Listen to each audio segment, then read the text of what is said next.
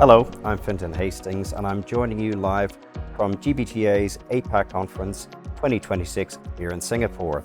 I'm delighted to be joined in the broadcast studio by Mr. Bertrand Saillet, Managing Director, FCM Asia. Thank you for joining us in the studio. Thank you for having me and welcome in Singapore. Thank you very much. I hear it's your first time. It is my first time. I'm enjoying it very much. Let's get straight into the questions. From your perspective, leading FCM Asia, what's the biggest misconception the industry has about technology transformation in travel management?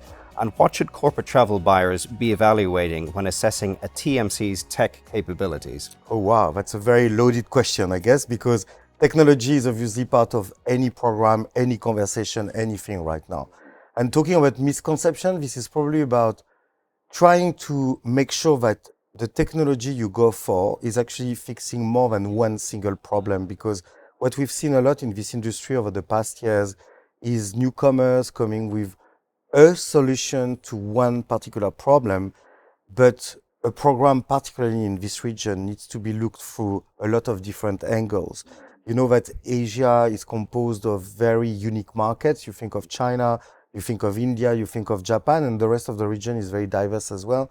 And you need to think of a program and a tech platform that is going to help you basically sort the needs in all of those different markets. So what I'm trying to say is that don't go for the easy road, but try to understand how you can find a platform that really fix your problems in all of those different markets to make it an integrated program, I guess.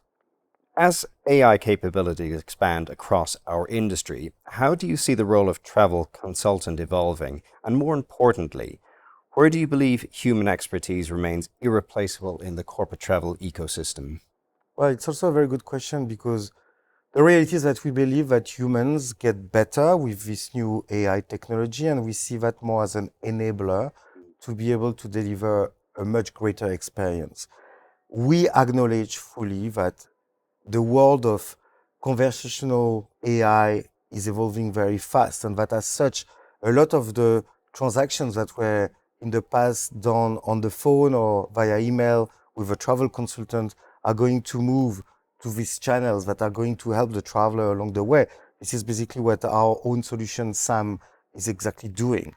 But we realize too that for the complexity, or sometimes just the need to have an emotional support of interaction, you need humans to do that. And thanks to the technology, the humans can be a lot more targeted to the particular needs of the traveler. So comes a lot of personalization and obviously enhancement of the experience ultimately. So for us, it's basically the best technology and the best people, and that's how you really bring the value to a traveler. And finally, where do you see corporate travel distribution heading in the next 3 to 5 years across APAC specifically? Are there unique regional considerations that make APAC market different from Europe or North America in this evolution? Also a very interesting question. So the thing is that when we think of APAC, again, we talk about potentially more than 20 markets. So, you know, each market has its own dynamic and some sort of orientation. So if you are in India, you know that there is a lot of low-cost carriers operating in the market.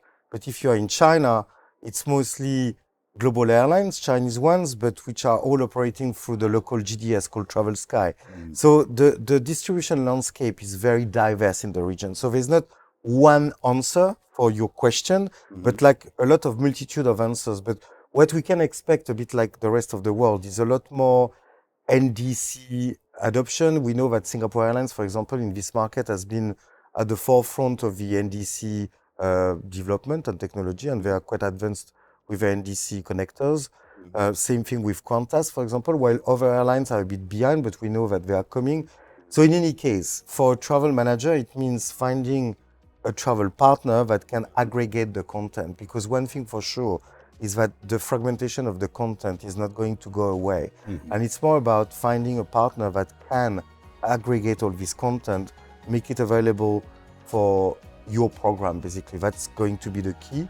I think it's already vastly the case, but it's going to get probably a lot more fragmenting in the coming years. That's my prediction, I guess. Okay. Bertrand Saillet, Thank you so much for joining us in Broadcast Studio. My pleasure. Thanks for having me. You've been watching Broadcast Studio at GBTA APAC Conference 2026 here in Singapore. Thank you for joining us.